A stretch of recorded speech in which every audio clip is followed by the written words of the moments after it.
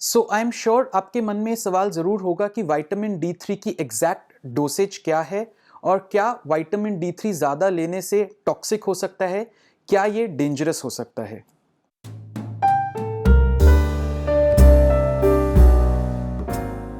तो मैं आपको एक इंटरेस्टिंग स्टोरी बताता हूँ। तो जब मैं as a general physician clinic में बैठता हूँ, पेशेंट्स देखता हूँ, तो मेरे पास बहुत सारे पेशेंट्स आते हैं जो बोलते हैं डॉक्टर साहब मेरे कमर में दर्द है, पैरों में दर्द है, हाथों में दर्द है, मेरे पूरे शरीर में दर्द है।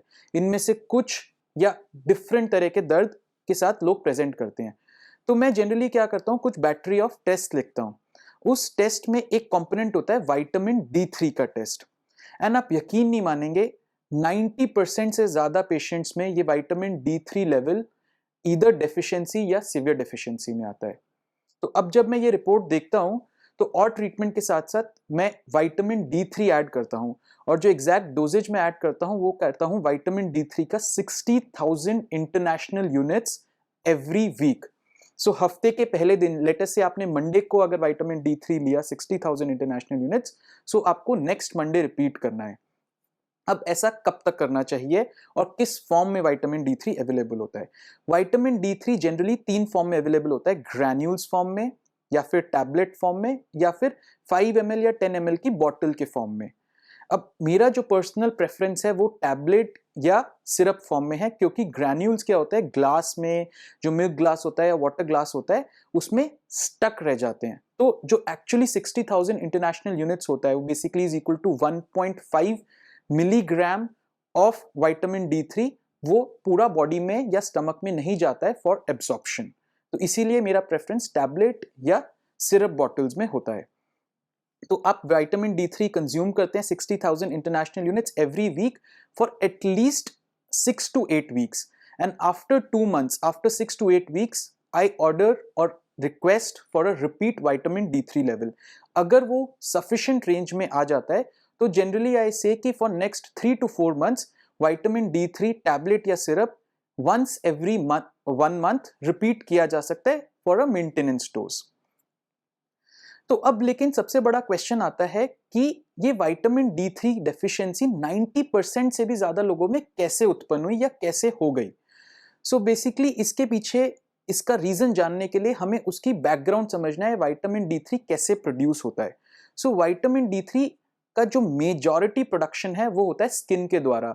खाने में इतना विटामिन डी थ्री नहीं मिल पाता है, तो स्किन के थ्रू एक प्रोसेस होती है जिसमें से सनलाइट एब्जॉर्ब होती है। सनलाइट एब्जॉर्ब होकर स्किन में कुछ रिएक्शंस होते हैं, देन लिवर में होते हैं, देन किडनी में होते हैं। तो फाइनली जो एक्टिव फॉर्म है ऑफ विटामिन डी थ्री है वो प्रोड्यूस होता है बॉडी में। लेकिन इंडियन पॉपुलेशन में बिकॉज हमारा सन का एक्सपोजर कम होता है, हम सन बेदिंग कम करते हैं, एंड हमारे अंदर मेलानिन पिगमेंट होता है जो इस रिएक्शन को थोड़ा सा रिड्यूस करता है, तो इसीलिए इंडियन पॉपुलेशन में विटामिन डी थ्री की डेफिशिएंसी बहुत एक्सेसिव है। इतनी एक्सेसिव है कि sometimes it is equivalent to कि आप बाय डिफॉल्ट बोल सकते हैं कि ठीक है विटामिन डी थ्री तो ले ही लो, मतलब बिना टेस्ट कराए, बिना कुछ सिम्टम्स हुए भी हम लोग बोल सकते हैं कि vitamin D three should be taken.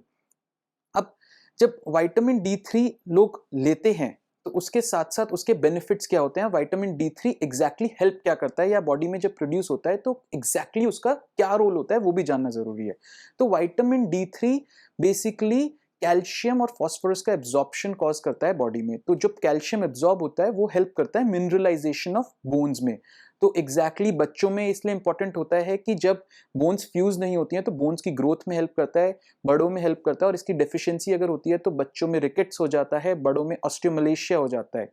And vitamin D three का मिनरलाइजेशन ऑफ बोन से ज्यादा इफेक्ट और भी जगह देखा गया है, जो कि है मेमोरी में, कॉग्निटिव स्किल्स में, देन इम्यूनिटी में। बट ये सारे रोल्स अभी भी रिसर्च में है, लेकिन मेन रोल जो है वो है मिनरलाइजेशन ऑफ बोन्स में, because it helps in calcium absorption. तो ये तो हो गया विटामिन डी थ्री का रोल इन बॉडी।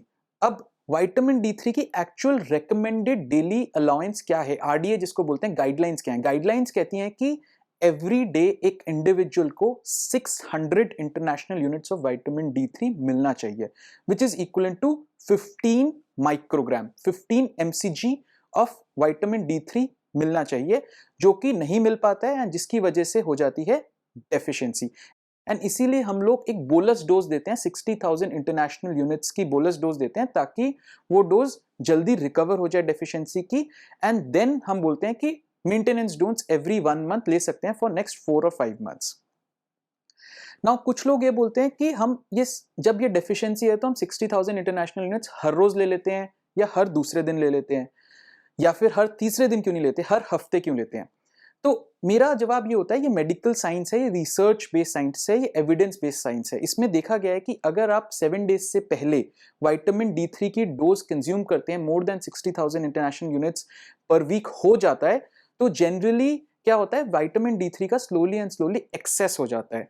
तो जब विटामिन D3 का एक्सेस होता है, टॉक्सिसिटी लेवल पे पहुंचता है, तो एग्जैक्टली होता क्या है कि कैल्शियम का एब्जॉर्प्शन बढ़ जाता है, फॉस्फोरस का एब्जॉर्प्शन बढ़ जाता है, एंड इसमें होती है vitamin D3 toxicity.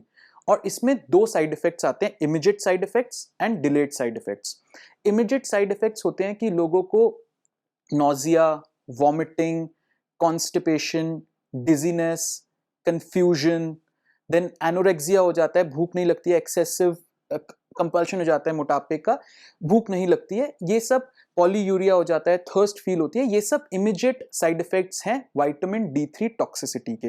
And delayed side effects हैं बेसिकली बिकॉज कैल्शियम का एब्जॉर्प्शन बढ़ गया है बॉडी में, तो किडनी स्टोन्स हो सकते हैं, कैल्शियम डिपोजिशन हो सकता है, हाइपरकैल्सिनोसिस हो सकता है in different parts of the body, kidney stones हो सकते हैं, ये डिलेड साइड इफेक्ट्स हैं।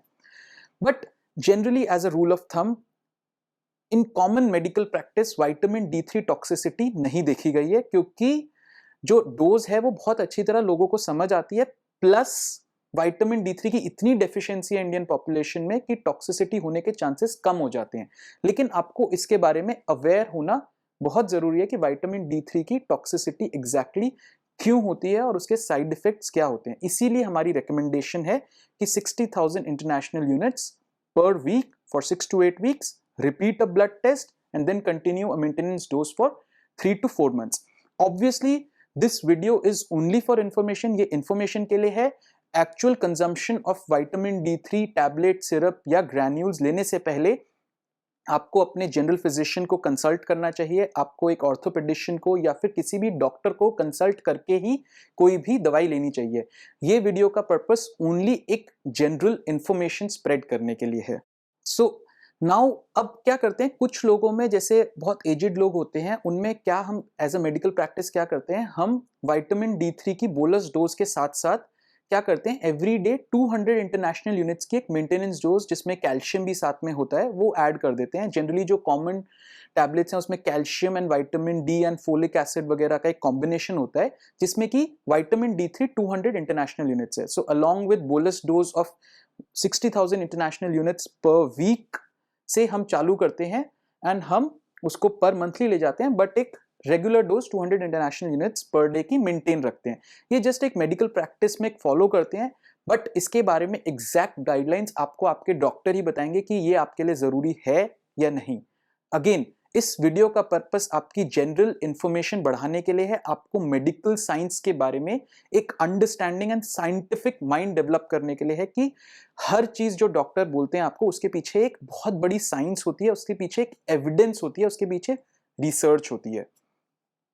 तो फ्रेंड्स, आई होप आपको ये वीडियो अच्छा लगा होगा एंड प्लीज ये इंफॉर्मेशन अपने वर्ड ऑफ माउथ के थ्रू या फिर ये वीडियो शेयर करके लोगों तक पहुंचाइए ताकि उनको अवेयरनेस आ सके कि विटामिन D3 की एग्जैक्ट डोज क्या है, उसकी टॉक्सिसिटी हो सकती है या नहीं हो सकती है, उसके टॉक्सिसिटी के क्या सिम्टम्स एंड साइंस हैं। तो अगर आपको मेरा वीडियो पसंद आया है तो please do like it, subscribe it and please share with your friends and अगले वीडियो के लिए जरूर इंतजार करिएगा। थैंक यू एंड धन्यवाद।